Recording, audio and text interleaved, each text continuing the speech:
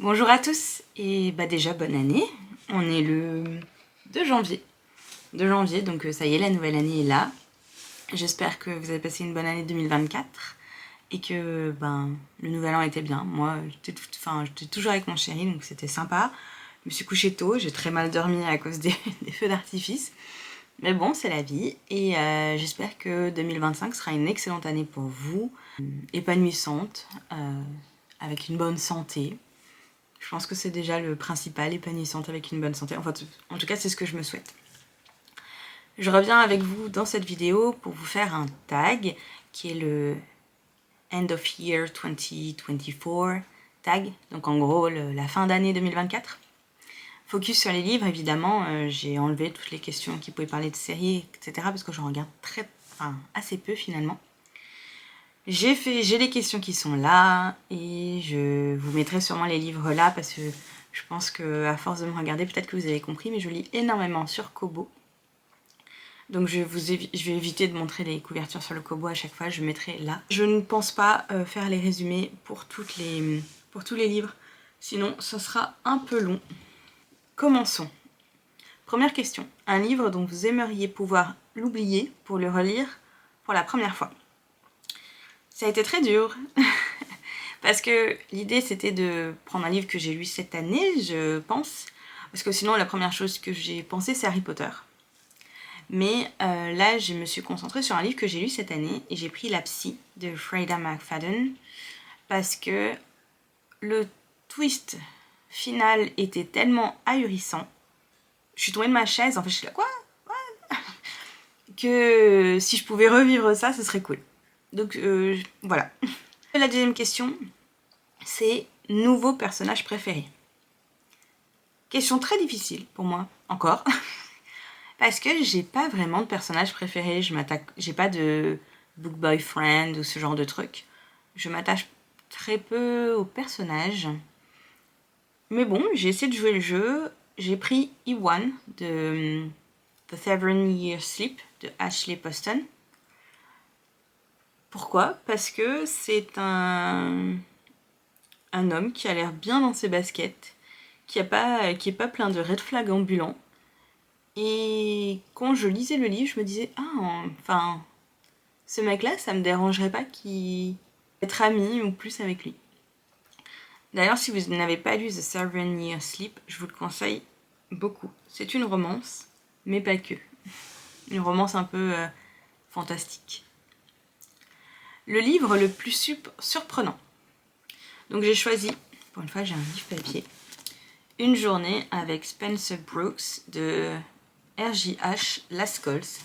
Alors ça doit pas être un livre que vous voyez souvent, mais je voulais en parler déjà parce que j'ai rencontré l'auteur à Cultura en début d'année dernière. Et il vendait très bien ses livres. Il me l'a même dédicacé. Voilà, il me l'avait même dédicacé. On est sur un thriller et il m'avait beaucoup surprise. Donc je vais vous lire quand même là la 4e de couverture parce que c'est pas... Les autres livres, je pense que vous en avez déjà entendu parler, que ce soit sur ma chaîne ou d'autres. Mais celui-là, je pense pas que vous l'ayez entendu parler. Le journaliste Chandler Sullivan se réveille sur un lit d'hôpital après un accident de voiture. Selon un médecin octogénaire, il serait atteint d'amnésie. Les papiers d'identité qu'il retrouve dans la poche de sa veste ne lui évoquent absolument rien. Étrangement, chacun de ses souvenirs est effacé par de foudroyantes migraines. Une infirmière lui révèle qu'il serait piégé dans une ville coupée du monde. Le voilà embarqué malgré lui dans une enquête inextricable où tout le monde semble impliqué. Cette histoire va le plonger au cœur d'un mystérieux complot dont le dénouement sera aussi surprenant qu'inattendu. Je pense que je l'ai lu en 2 ou 3 fois, genre en un week-end. J'étais complètement dedans. Très très bien écrit. J'ai beaucoup aimé. Après, 4e question. Le livre le plus long et le plus court que vous ayez lu. Le plus long, c'est Les ombres de nos âmes, le tome 1, Le premier sorcier de Jay Saylor, qui fait 912 pages. Je vous en ai déjà parlé sur cette chaîne. 912 pages, mais qui sont passées crème. Vraiment très très sympa. Et j'ai le 2e tome qui est déjà dans ma palle. Le 3e sort à la fin de ce mois là. Et le plus petit, je l'ai aussi. C'est Le Petit Prince de Saint-Exupéry avec 96 pages. Mais quelles 96 pages Donc voilà. 5e question. Le livre le plus émouvant que vous ayez lu? J'ai mis Chaleur humaine, 18 réponses à la menace climatique de Nibal Hakim. Alors je pense pas que c'était un livre que vous attendiez à cet endroit-là. Peut-être que vous attendiez une romance, ou peut-être que vous attendiez un thriller, je sais pas. Mais c'est celui-là que j'ai eu envie de mettre parce que c'est celui qui m'a le plus remué les tripes avec cette menace climatique. Et même si le livre se voulait encourageant, avec les pistes qu'il pouvait y avoir, moi je l'ai trouvé très triste en fait. Très triste. Comme si on fonçait dans un mur avec une voiture. On le sait, mais on continue d'accélérer. Donc ce livre m'a beaucoup émue et j'ai eu du mal à me remettre de tout ça. Même si c'est pas comme si en plus on fermait le livre et puis bon bah voilà, il faut quelques temps, on lit d'autres livres et on oublie. Non, là c'est notre vie, voilà. Moment un peu déprimant de la vidéo, je suis désolée, mais c'est le livre qui m'a le plus ému cette année. 6e question, la meilleure série de livres que vous ayez lu. Dans cette année, hein, toujours. Hein. Donc moi, j'ai mis The Prison Healer de Lynette Noni. Pour vous dire, j'ai même lu les 3 livres dans cette année. J'ai vraiment adoré. Alors on est sur une fantasy avec un peu de romance, mais c'est pas une romantasy, c'est une fantasy avec un peu de romance, que je conseille vraiment à tout le monde. Il y a des twists de fou malade. La fin du tome 1, je suis tombée, enfin j'étais là, ok, j'avais rien vu venir. Et je crois que j'ai lu le tome 2 très rapidement et le tome 3 très rapidement après. Je pense que je les ai lus à un mois d'intervalle. C'est assez rare, hein, c'est pour ça que je le précise. Et vraiment, une belle surprise que cette série. Et je vous la conseille. 7e question. Le livre avec la plus belle couverture. C'était très difficile. Quand on lit autant de livres que moi, et surtout beaucoup en dématérialisé, c'est difficile de se rappeler d'une couverture qui nous a marqué. Du coup, je suis partie sur Light Lark.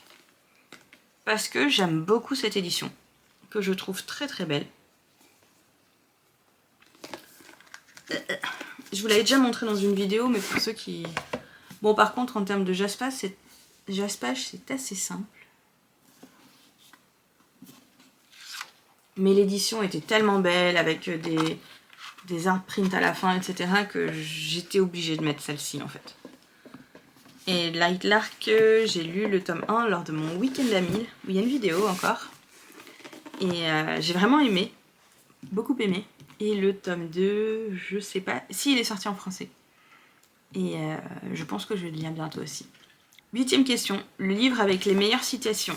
J'ai remis Le Petit Prince. Pour vous dire, bah celui-là je l'ai lu en dématérialisé, je l'ai même mis là du coup.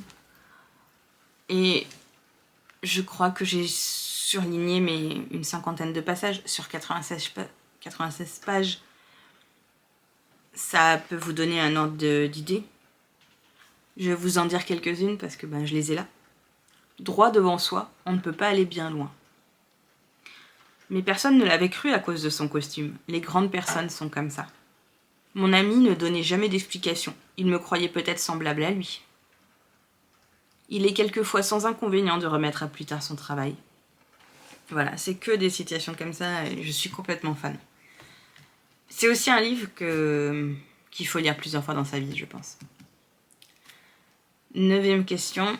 Nouvelle auteure préférée. J'ai mis Freida McFadden. J'ai lu au moins... j'ai lu Les 3 femmes de ménage, j'ai lu La Psy, j'ai lu The Teacher, j'ai lu The Locked Door, j'ai lu The Boyfriend. Je pense que j'en ai lu 7 cette année. Je pense que j'en ai lu 7 cette année. Donc, très belle découverte que Freida McFadden. Si vous aimez tout ce qui est thriller, ou pas en fait, parce que mon copain n'était pas fan de thriller, il en avait même jamais lu. On a commencé avec Freida McFadden et il a adoré. Donc, je vous conseille au moins de commencer par exemple par La femme de ménage ou La Psy. Moi, j'ai commencé par La Psy. Et si vous êtes fan des retournements de situation et de l'effet que ça vous fait, je pense que ça va vous plaire. Les autres livres vont vous plaire. 10e question. Un livre que vous avez enfin lu. J'ai mis Le Médaillon d'Orion de Chris Comte. Alors là, on dirait pas, mais il est super lourd. Il est super dense. C'est un livre qui a été écrit par... je crois qu'il est même dédicacé. Oh non. Ah si. C'est le livre qui a été écrit par un youtubeur qui s'appelle Poisson Fécond. J'avais paiement participatif là. C'est un roman qui a la particularité d'être illustré sur toutes les pages, mais toutes les pages.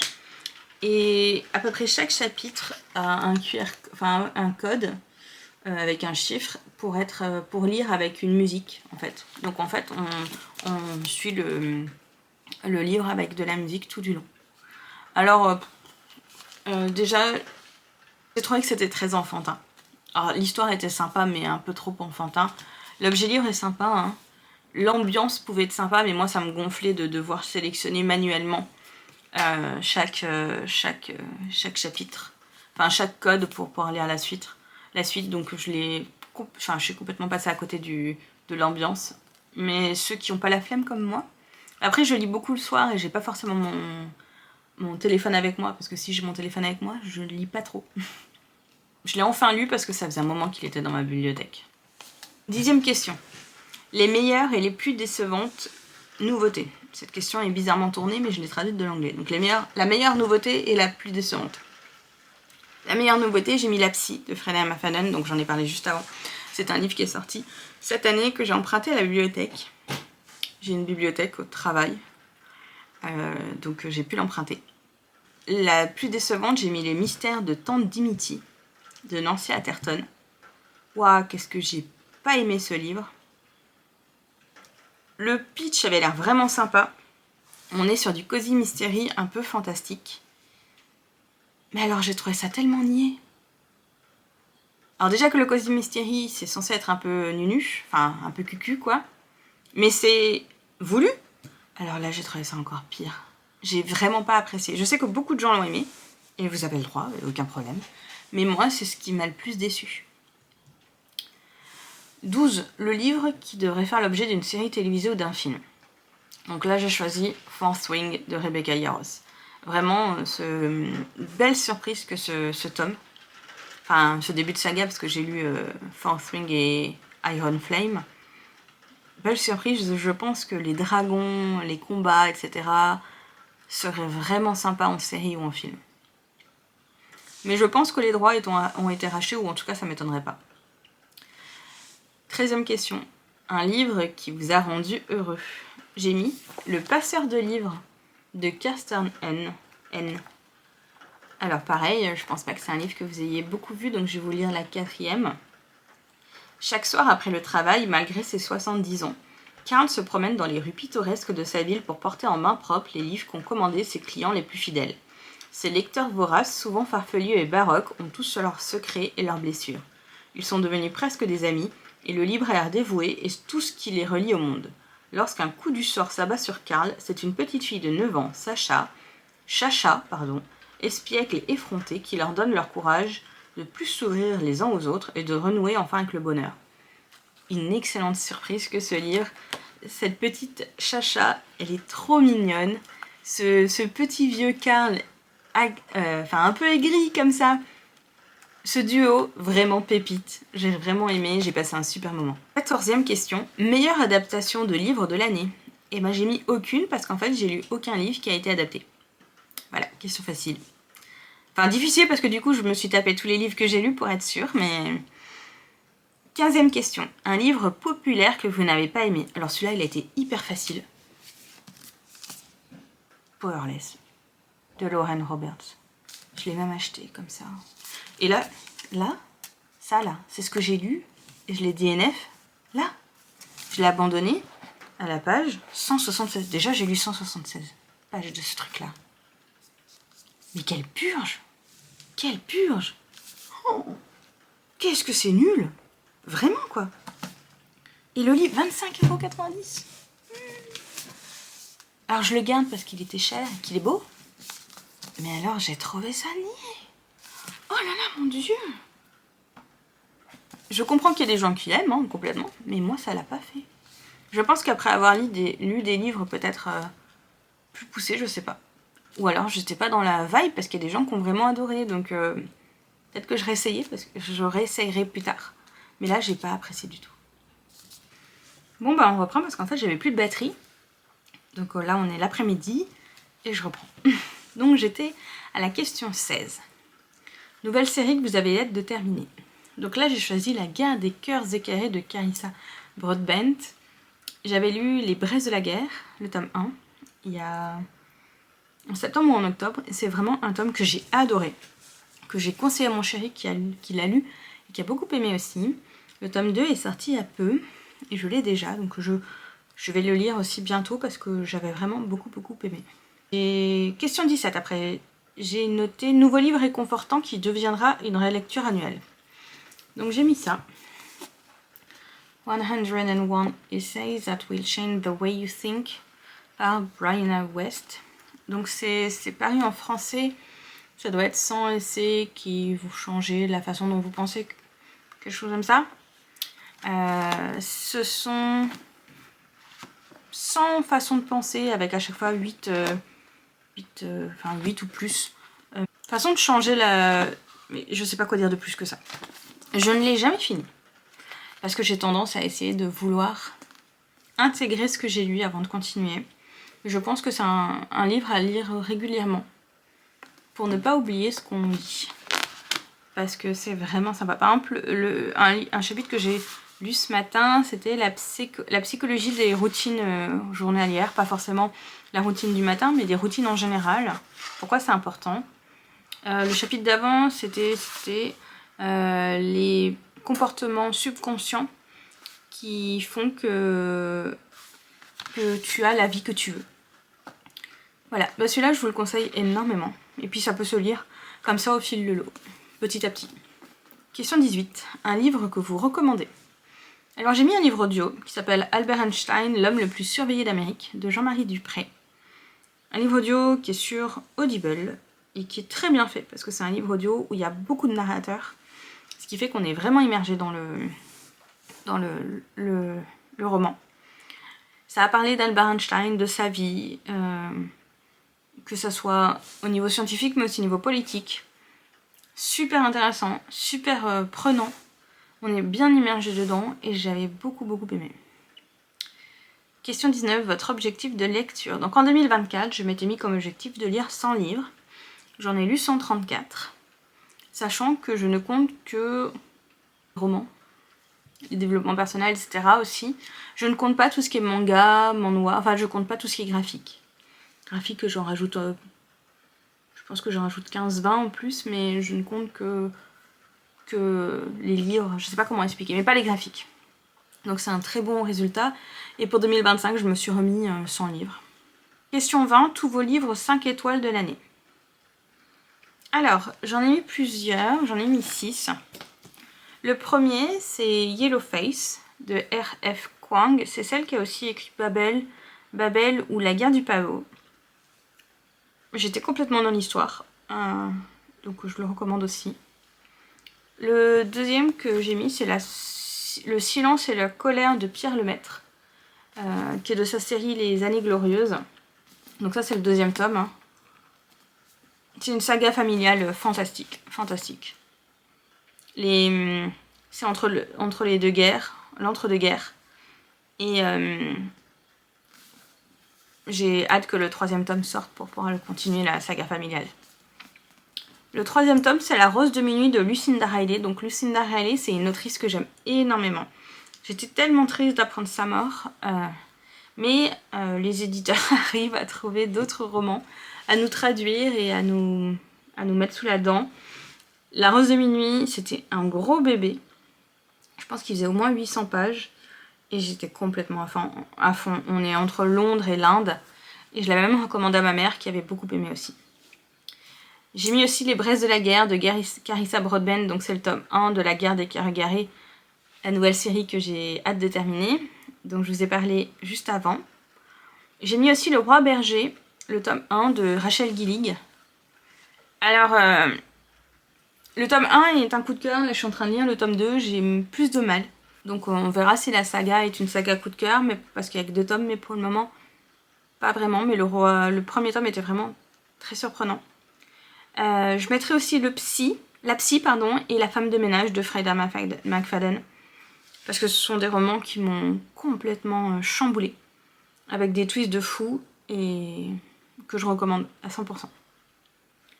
Le livre que j'ai moins aimé, alors c'est pas un livre horrible ou le livre le plus horrible, mais c'est celui auquel j'ai pensé dès que j'ai lu cette question. C'est La soirée de la vérité de Stéphanie Abellan. Alors je ne l'ai plus parce que je l'ai redonné, parce que je l'ai donné, parce que j'ai pas aimé du tout. J'avais aimé le premier tome qu'elle avait fait, c'était Le secret du Betty Lagoon, qui était une espèce de roman feel good très sympa, que j'avais lu en une seule fois. Alors celui-là, qui est censé être un roman en huis clos, dans un manoir, avec un meurtre, et on doit deviner qui.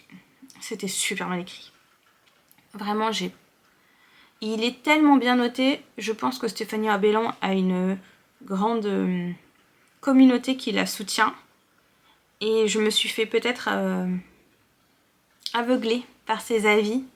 Et moi qui ai l'habitude de lire énormément de policiers, d'enquêtes, de thrillers, je l'ai trouvé bien en deçà de ce que j'ai l'habitude de lire. Et je pense que c'est pour ça aussi que j'ai pas aimé.